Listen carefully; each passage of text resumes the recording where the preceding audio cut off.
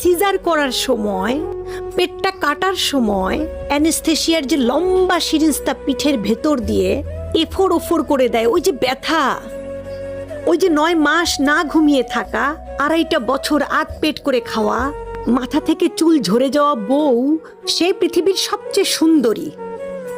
তার সামনে ঐশ্বরিয়া রায় কিচ্ছু না, সে পৃথিবীর সবচেয়ে সুন্দর নারী। মাতৃত্বের দাগ পৃথিবীর সবচেয়ে সুন্দর শিল্পকর্ম। এটাকে যারা সম্মান করতে পারে না তারা মানুষের মধ্যেই পড়ে না। আপনার বউয়ের শরীরটা ঝুলে গেছে, আপনার বউ একটু মোটা হয়ে গেছে, আপনার বউয়ের হাঁটুতে ব্যথা কেন হয়েছে?